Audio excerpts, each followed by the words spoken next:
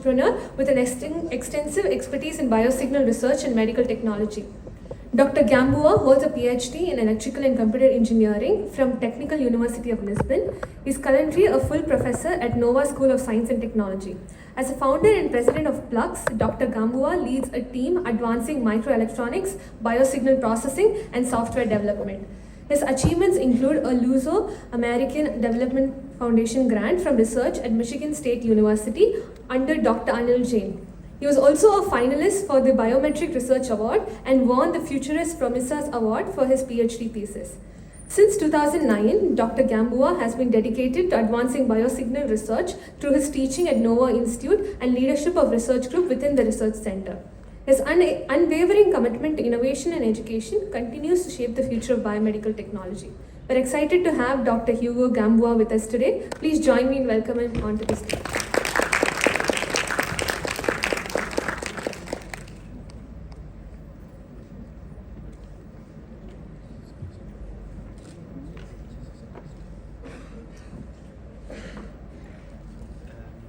Again, good morning, and I will try to show you more examples of what has been my career on the area of biomedical engineering. I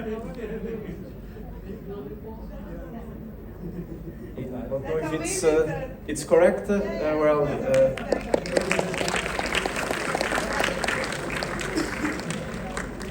And I will try to guide you, so maybe this will be a boring lecture or a talk for the professors, but for the younger students, I hope that I can inspire you with so many things that we can do by monitoring our physiological information from our body. I have to say that my base motivation when I started research, so electrical engineering, in my age as your professors, there was no biomedical engineering degrees. I had one class that was called Biomedical Engineering, just one class that inspired me. The professor of that class became my PhD supervisor, where I discovered this connection between the electronics, that it's a very cold thing, not very interesting in terms of the human connection, to the area of the medical application. So having an impact on the health of people, on their quality of life, and also understanding better how is our status. My initial challenge was mainly on trying to understand the physiological information while someone is learning. So I'm a professor. I was interested on understanding how is the reaction, what is the reception of my message in the students, and I receive cues, like even looking at you, some people are nodding, saying, oh yes, yeah, so this information, smiling, our eyes, they change the shape. Maybe, that was my question, does our heart beats in a different way? Does we sweat? Does we breathe in a different way? So this was my inspiration, and I have to say there was not many technology at that time.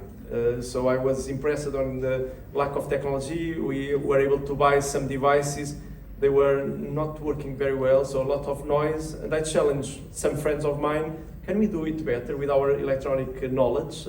So I was more or less, a little bit more older. I was starting my PhD with these ideas, and with this inspiration, can I use my electronics talent to create new technology that could work on a wireless new world? So at that time, Wi-Fi and Bluetooth was starting to appear, and we wanted to bring this wireless communication to this world. And this makes a little bit of my story. That I'm a professor at recently a full professor, so my career has evolved with many collaborations, also writing proposals with the Professor Kavita. Having these collaborations also helps the growth of a professor, of academic. This is my research lab, where I've shared with David Bell, my former PhD student, where we've done research. And this is Plux. It's the company that I founded that is devoted to create tools. It's kind of a Lego tools for biomedical engineering. And I was very happy and even commoted when in this morning one of the professors came to me saying that, oh, we have some of your devices to do our research. And so I was very, very happy to understand that the things that we were doing in Lisbon. So this is one photo of my city. That we are producing this and collaborating with many other institutes to make research happen in this area of biosignals. Then we also need to learn from other institutions in Portugal. We started the initiative of bringing an interesting experience, that is the Fraunhofer Institute, to work with us in Lisbon, and it's a more mature way of working from Germany that we've started to implement in Portugal with many success, where I have master students, PhD students. It's a translation institution, so it's a more applied research, so creating research that can be applied in companies, so it's a strong connection. And with this process of career, also my university asked me to support an incubator, so a scientific park. It's not the dimension of what Professor Su was showing, but his presentation inspired me a lot on the next steps that we can do, and also the professors here. I think was an impressive presentation that Professor Su gave. I introduced my bright city of Lisbon to invite you. So. The boats that were traveling around the world, the main goal of our discovery period was to come to India.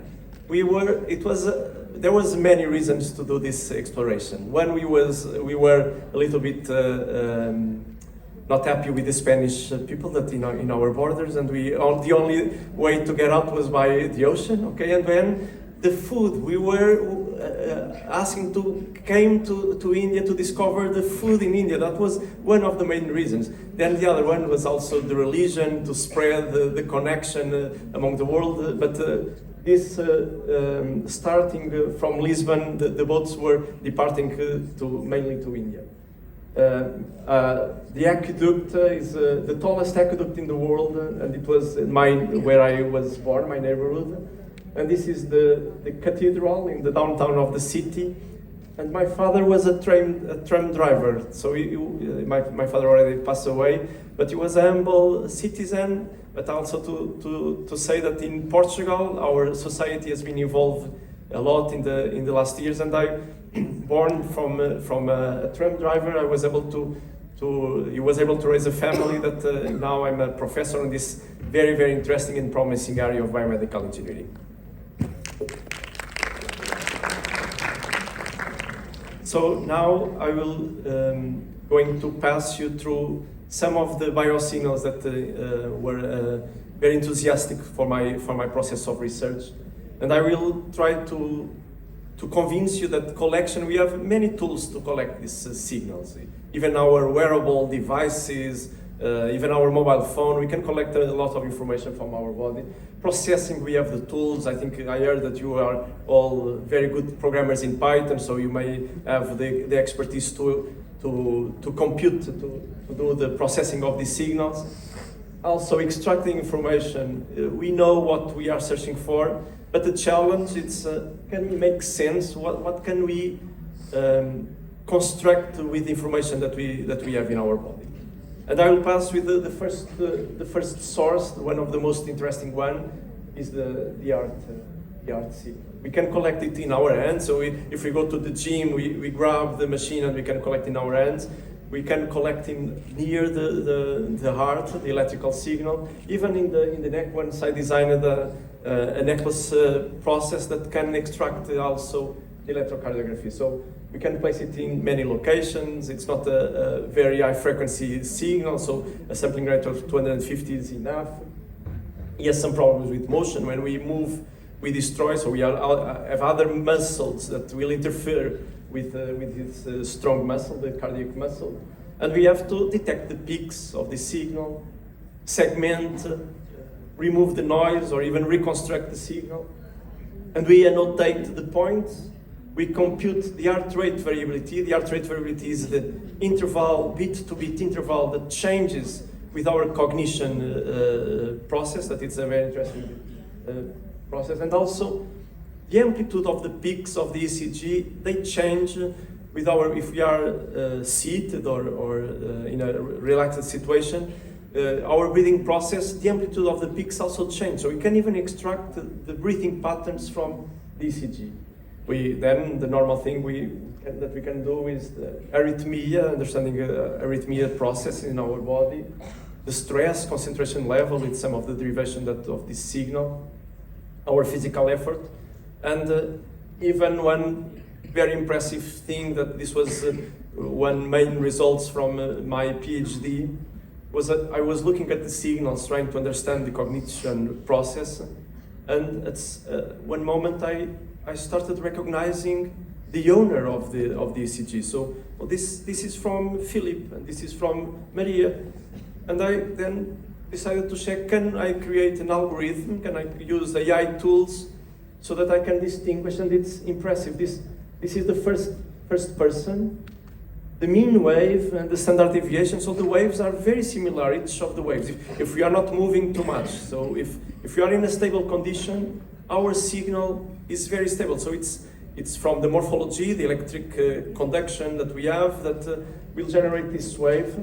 And we see it's a 3D representation, so many waves, and they are very, very similar. And that's a second person. And when you look from the clinical point of view, it's a normal ECG, so there's no problem. He has all of the components, but the components, they are different from subject A to subject B. And we were able to create tools to do this distinction. It was the first publications on the area of biometric identification via the ECG. So instead of the fingerprint, now we will use the electric information from our body. So it's a kind of also a statement that each of us have a different heart. Our heart is unique from the electrical point of view and also from the many other perspectives. One other signal is when we are trying to look the optic process in our fingers or in our ear, that we look at the flow of the blood, and this will change. The opacity of our finger will change with the blow, with the flux. So we can measure it with 50 Hertz. It's a slower signal. It's an optical mechanism that we see how transparent our finger is. We detect the peaks. We also study the envelope of these signals. We do noise removal with light interferences in the signal. We can also compute the heart rate, variable T, and the pulse transit time. So it's possible associated with the electrocardiographic signal. So we have the electric pulse, we have the electric signal, and we see the wave getting to our fingers. And this changes with the pressure of the blood will change this time, and it's an interesting way to measure the arterial pressure. Also the vasoconstriction, so the change in our blood vessels, it's also possible to understand, and this can do a continuous arterial pressure combined with ECG. We also detect arrhythmia, we also detect arterial pressure and balance, and the changes on arousal. So the stress information can also be monitored. So this is an example of an acquisition that we've done. So we recreated a mouse, a regular computer mouse, and we introduced a new sensor. So we changed the mouse so that when our hand is in the top of the mouse, we can measure the blood volume pressure, the signal that I was commenting, electrodermal activity that I will show just in a moment, and temperature in this new mouse that we call it affective mouse. So we were trying to extract the stress information from our behaviors. And the first study, so it's a long period, more than 1 minute, of a person being stimulated with scary images. So we were showing scary image, and the blood vessels constriction, we can show the amplitude of the signal is reducing, and we can see a stress response even in our fingers. This is possible to monitor. The second one is just to compare a regular This was seeing an animation movie from Disney, so a very non-stressful situation, and the amplitude is kept very stable, except that we see some sinusoidal information. So this is the breathing pattern. So even in the finger, the amplitude of the breathing pattern will change with the amplitude that we receive in our finger.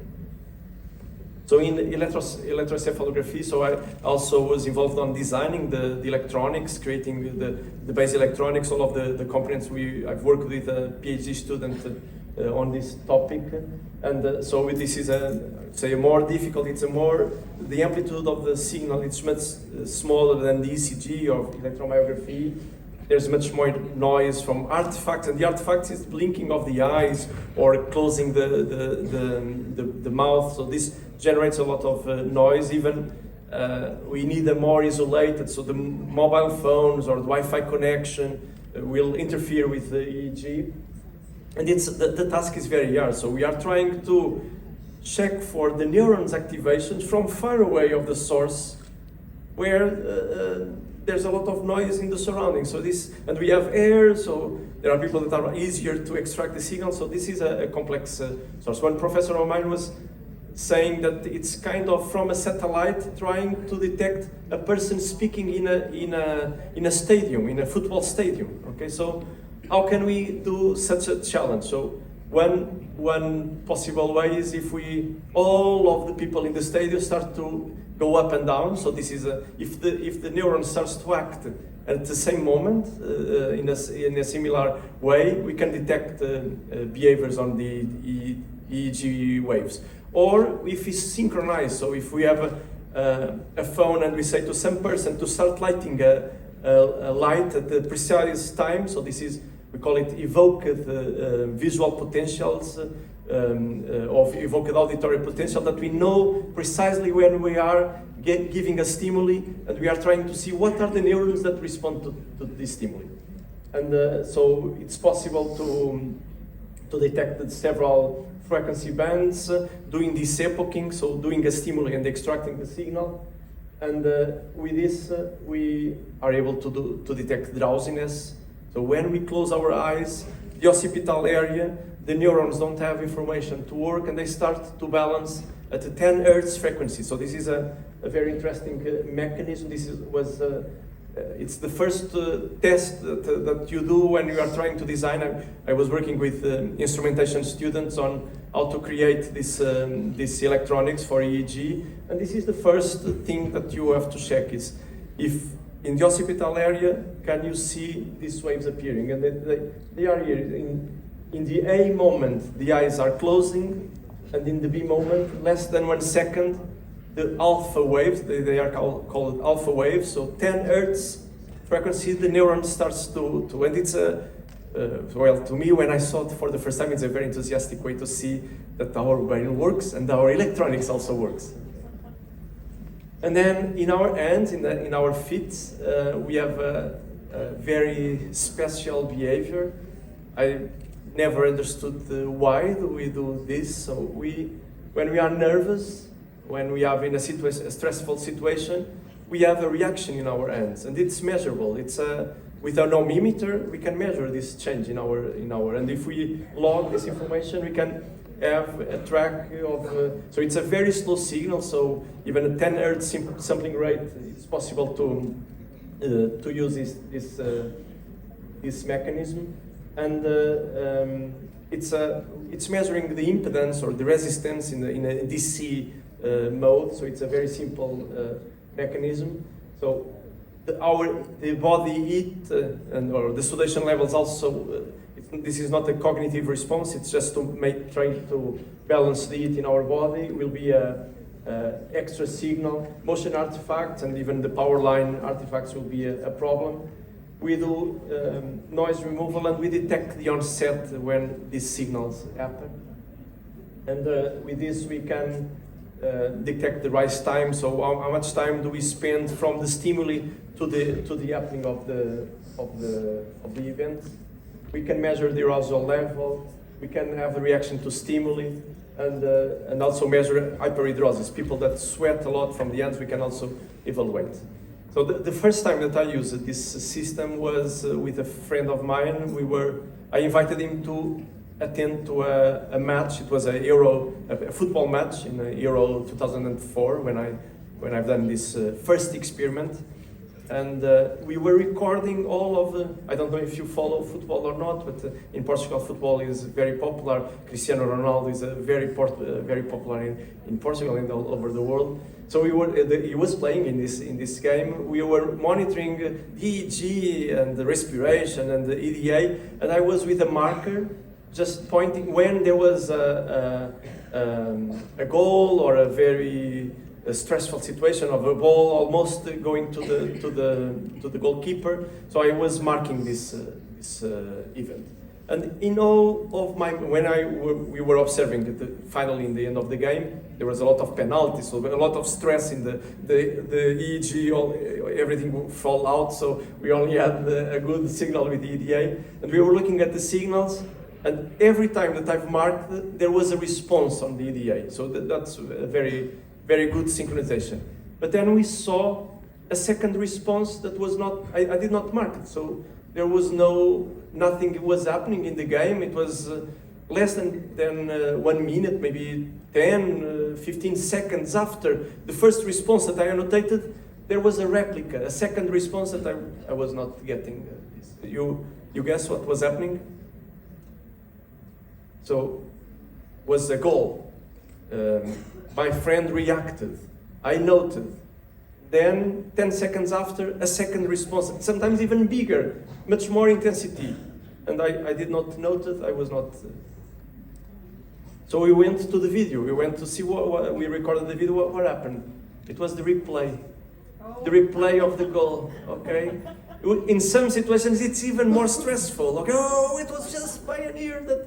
So our body reacts, even when we don't want to react, it reacts. And this was a very nice experience. So imagine me, so I'm more nervous than normal situation. So my heart is beating faster.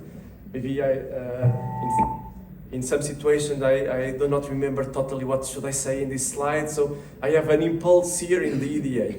And this person, he asked us to monitor him during a talk. So he was doing a TED talk, and the T was lighted with his EDA, and so he was convening to the audience, so he was making his naked in terms of his physiological information to the audience to see how nervous he was and the balance of these signals while he was talking. So the other information that we can extract, this is not directly physiological information, but it's the motion information that we can extract with accelerometers, gyroscopes, magnetometers that we can place in many locations of our body. These are mainly with microelectronic machines, very small accelerometers. They have mini pendulums with capacitors that with three-axis pendulums that will be able to detect how is our movement working. So sometimes we extract the fundamental frequency. So in many situations of our body, even in terms of motion, we have frequency information. Like when we are walking, this is a rhythm. Even we can measure the breathing with an accelerometer, and we have a rhythm. If we are riding a bicycle, there's also rhythms involved in many of the things that we do. So this fundamental frequency is important. Epoching, also extracting the movement in epochs. We can count steps. We can understand the movement patterns, measuring the tilt. So that's the main one. The accelerometer in our mobile phone, it helps on understanding the position of the mobile phone. And we can understand our posture. So we've worked on using even accelerometers to understand our posture when we are seated. That is an important information. The gesture, and also the expenditure, energy expenditure via accelerometry, we can also extract. This was a work that we've collaborated with German professors, and he was using a accelerometer in the hand and writing in the air. So it was called the air writing technology, that by just writing with the accelerometer information, he was able to extract this information. And this was a video in my computer. It would work, but my computer was not able to connect. So it was using accelerometers to produce some music. And I think I saw some works also from SSN on about music that maybe we can also discuss a little bit. The extraction of information from our body to produce sound information. And this was mixing the ECG, so having the background noise of boom, boom, boom, with the ECG, with the motion, so combining several information from physiology to produce this new information. And then the electromyography. So electromyography, I've been working a lot with this electrical signal that we can extract in many locations of our body. We can extract the surface muscles of our body, so it's more difficult to go to deeper muscles. In some situations now, if we are trying to extract muscles from our chest, we'll have noise from the ECG. In this case now, it's ECG. The ECG is a very strong muscle, so we will have, when we are doing some activity, we'll have this noise. We do on-sec detection, understanding when the muscle starts working, and even the delay between the electrical activation and the force that is being produced. We can also measure this process. The muscular tension, the fatigue. So if we look at the frequencies of electromyography, the frequencies will change when we are starting to get fatigue. We are able to observe this process happening also. So movement strategies, muscle coordination between contralateral muscles, anxiety levels, also the stress level. If we behave we have tension in our muscles that can be also monitored by this process. We've worked with kids that we were using the muscles to help them relax the muscles. So they had feedback information. We had a small robot, and the robot was moving or stopping. So the goal was for the robot to start moving, and this was in the opposite direction of a normal activity. He needed to relax his muscles, and this is difficult for a kid with ADHD. It's difficult to control his body. But then he had the reward, the physical reward of a small robot starting to move when he was able to achieve this process. So we call it Beach Toys. Was also a project that we were working with some psychologists that were designing the experience. Were several type of experience. Some of them were collaborative experience with the mother. So the relation between the mother and the kid is very important. And so synchronizing the signals, so synchronizing the activities was an important task to be done. There was also a video, but the video is not running in PDF. And we took this to the occupational health. So can we go to the office and measure people? So this was 1 week long. So David, at that time my PhD student, also collaborating on the designing of this proposal and on the implementation of this proposal. So we were using a smartphone, okay, here. So this was a full week to evaluate how is your process. So also a smartwatch and electromyography to understand what is the tension. So in this case, the electromyography was designed by me, the electronics. The other two, we just bought the market, just the available smartphones, Android smartphones that were easier to program, to extract all of the sensing information from inside, and also a smartwatch. And this was the results that we were able to report to so it was an evaluation, a week evaluation, and then we provided the report with some advice for the persons. We monitored more than 40 subjects these full weeks in several locations, even to understand if the location has impact on the quality of health of the person. So they will report, so in the beginning of the day, they will report what is the pain level that I have in several locations of my body. And we were with the accelerometers of the mobile phone, we were able to understand the posture. And you see, Monday, this is Portuguese, I'm sorry, segunda-feira, terça-feira, quarta-feira, quinta-feira, sexta-feira. And so... Second, third, fourth. Yes, of the days, so the working days, yes. So, Monday was the first day that we were working with the people, okay? So they may be more constricted. They would not move too much This was a full day acquisition. And then Friday, maybe they were already tired or relaxed, or they want to go for a weekend. We can see changes on the behavior of people, and we gave this information to them, and also recommending. More important than having a very stable position is changing positions. Okay, so that no one position will be warming for you. Okay, so it's more changing this position. And then we've done more advanced algorithms to count how many times we shift position and how much time did we stay in a very constricted position. And then a report was elaborated, an automatic and anonymous report for this person that they would have this information and suggestions on how to improve this condition. And more recently, we've been working on occupational health. I will also give an example on factories. But we thought that one worker was missing in our list of workers. So we had factory, desk, office, also medical doctors. We've studied medical doctors working, so textile factories also.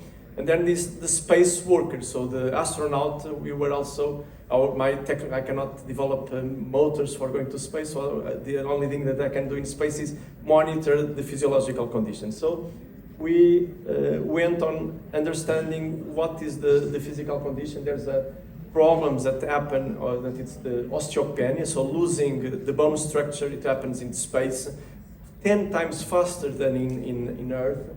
Sarcopenia, Professor Su also mentioned that is an important problem in aging, and in space 10 times also faster. And then the fibers that are working, they lose function in space, so they are not used for holding against gravity and our footsteps. So this loses our also the fibers. And what we consider is maybe we do not, as this is a small project, will not have access to astronauts to do this research, but we have a good analogus. The good analogus are aging people in Earth that will also pass through this process. So we decided to recruit aging people, aging beginning in 30 years old. So just most of the professors, I think, will be included on this research to do this process. I'm included. So we are losing bone density. So then ladies, when they arrive to the menopause period, this will be faster. So this is even more important to aging ladies after menopause. So what we designed is, can we measure muscle power? So more important than the force that we can act is the power. So even for the balance, for our balance, it's more important to be fast moving the leg than having string leg. So the strength is maintained. We can maintain it longer times, but the reaction times, they will decrease.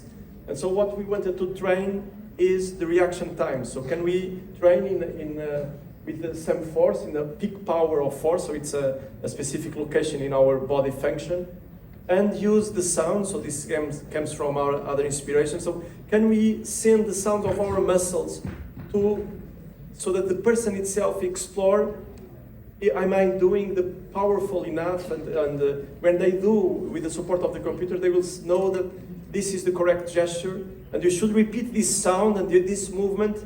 And this is an integrated, like when we ride a bicycle, that we integrate the balance in our ears.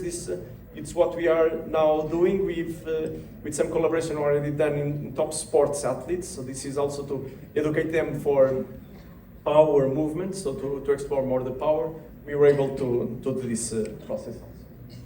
And then breathing, it's another sensor interesting that we can measure in the chest and the abdomen, and learn even to balance these two types of breathing. So where people that sing, they need to learn how to breathe by the abdomen with the diaphragm working. Or the people that practice yoga also learn how to balance the breathing in a better condition. So this we can detect this process, and we used in a factory to understand what is the fatigue mechanism. We are using 2 bands, and the person was doing an intensive task. And in the beginning, we saw that both breathing patterns were very synchronized, So in the beginning, there were two waves. So it's a light blue and darker blue. The phase synchrony was very high, so very well designed. So the person was stable. And with the effort, with the fatigue starting to appear, the respiration, the diaphragmatic and thoracic respiration were starting to get unbalanced, and it was a measure of fatigue of these workers that we were able to establish. This was a project joint with MIT. So in Portugal, we were working in factory workers. In MIT, they were working with performance, so dancers, musicians that have very precise gestures, and they wanted also to understand when does the fatigue starts to happen in this type of.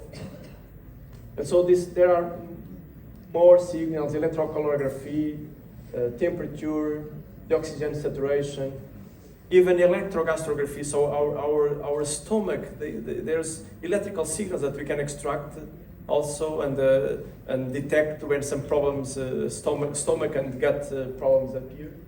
And so this is one of the biosignal sources, and even our mobile phone. It's impressive the number of signals that we can also extract from a mobile phone that can also be useful for a lot of biomedical applications. Even one interesting sensor that exists in the mobile phone is a barometer. So you measure the column of air that is in top of and it's sensitive to 10 centimeters of change. It will be sensitive. So the falling of the person can be monitored with this type of solution. And I'm just closing with the final example. So this was this problem of can we extract our identity from our behavior, and I looked at several contexts. So both the electrodermal activity. So are we different in the way that we react to stimuli?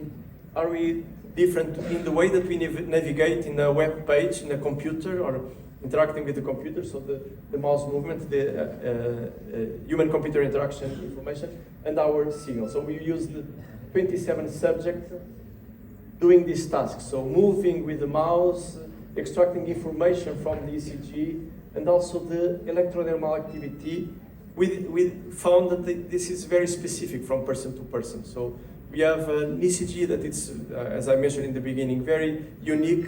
And even the way that we move the mouse in the computer, there are very, very specific patterns that we extract, and we see that there are people that are more nervous, that go directly from one position to the other. The other will balance and do roundabouts to go from one point to the other.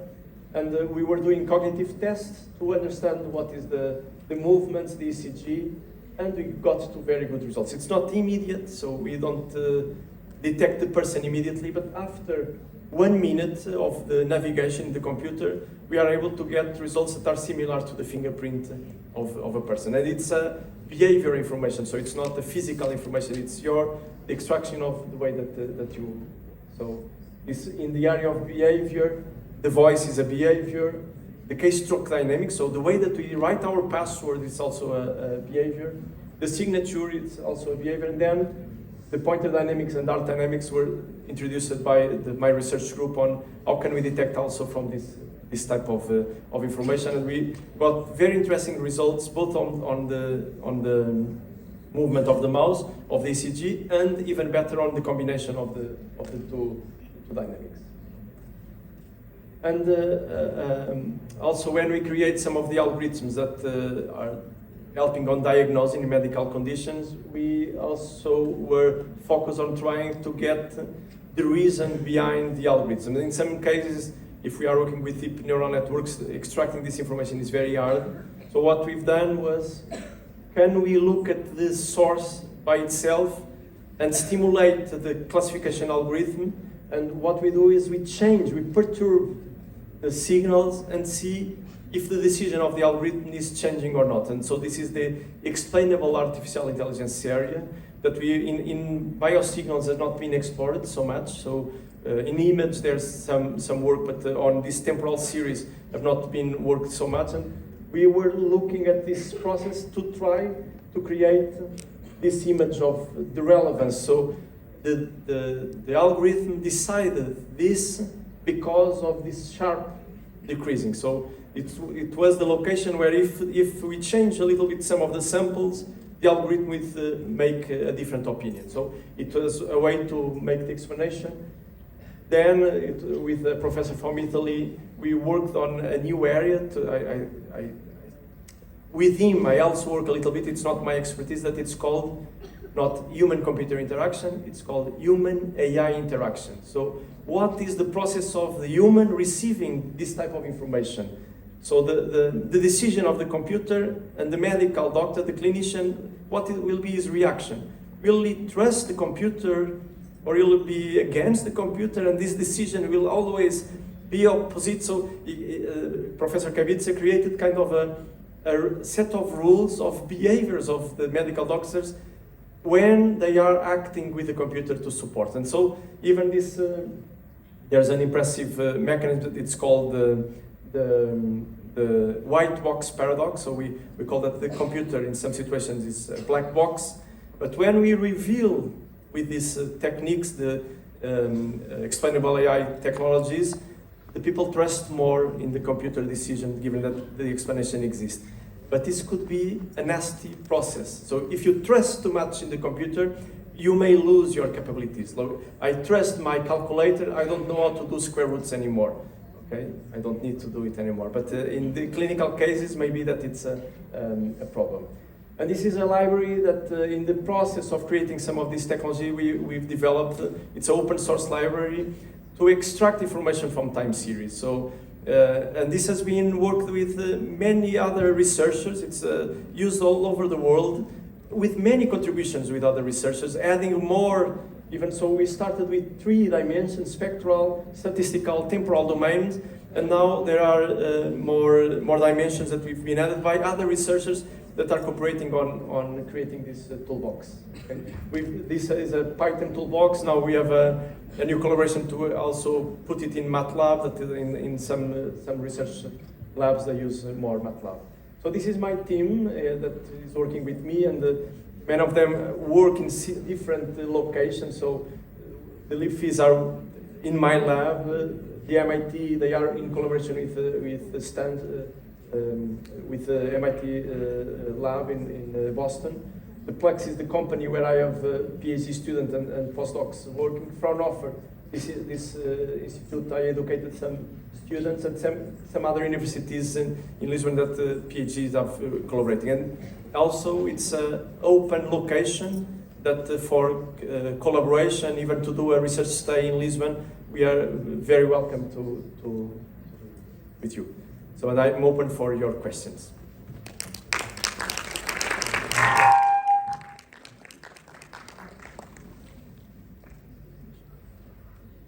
So it's an interesting one. I just used to say signals speak about ourselves, and right now we are now thinking like signal can also sing.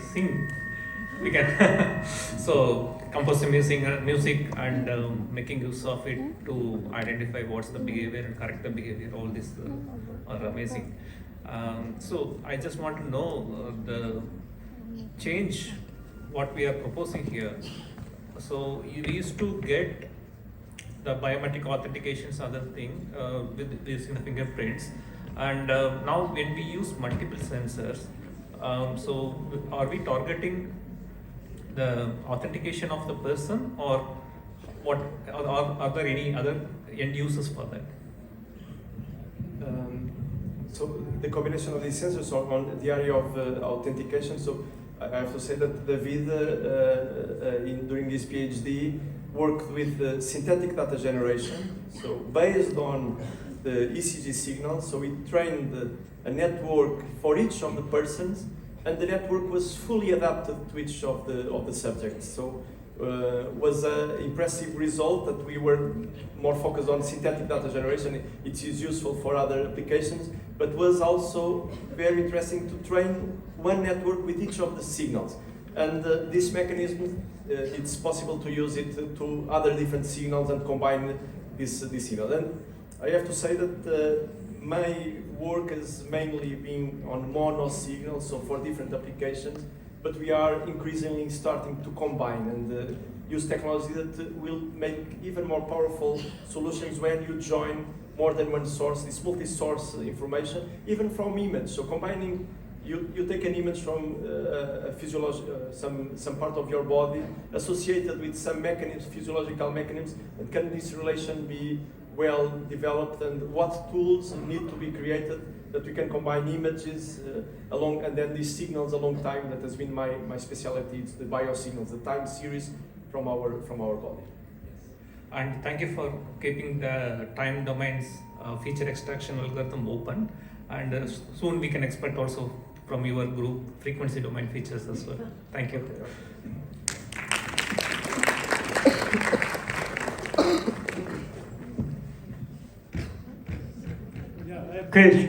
Questions. I did enjoy your talk, wonderful study. Because your advanced study engage with software and hardware concerning the sensor. Because in the future, actually, so-called wearable sensor will provide 24 hours, 1 day, for monitoring of signal. It's quite important. And in hospital, usually it's easy to attach the sensor to the body. But for wearable devices, sensor become critical issue in terms of a signal, measurement and noise, Do you have any comment about future sensor? Because I think how to develop the sensor, implantable miniature under the skin, utilize advanced semiconductor manufacturing technique. Do you have any comment? Amazing question, sir. I think Professor Zhu already made the comment. Well, I've been more working on the skin of the person, but we've been developing wafer level packaging. In Portugal, we have a company devoted to wafer level packaging to create all of these sensors in a very, very small format that we can go. Well, we can ingest some. We will also show a camera, but even an ingestible camera, and also monitor the physiological information from inside of the body. Okay, that was if you know the story of the pacemakers. In the beginning, there was pacemakers that was a jacket, and we're trying to give the very strong. It was big batteries, and when you go inside of the body, you don't need so much power. And Medtronics made a very good implantable device. I think this direction will be very important for us to acquire the signals from the inside.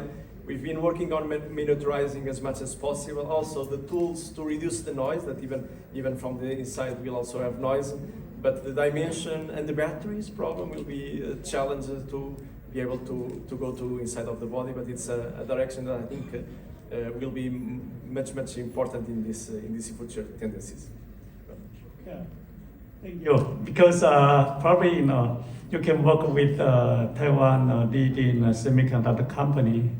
Because I know that a few Taiwanese semiconductor company working in this area, try to develop miniature implantable sensor.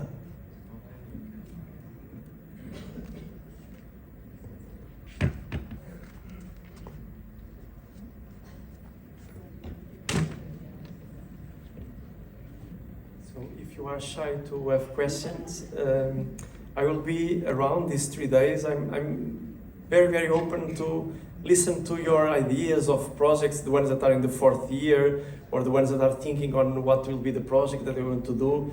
I came here to be inspired also by you, so I'm very open to discuss. I will be around. Please do not be shy now in person to person, then to have some interaction. Thank you very much for this opportunity. Nandir.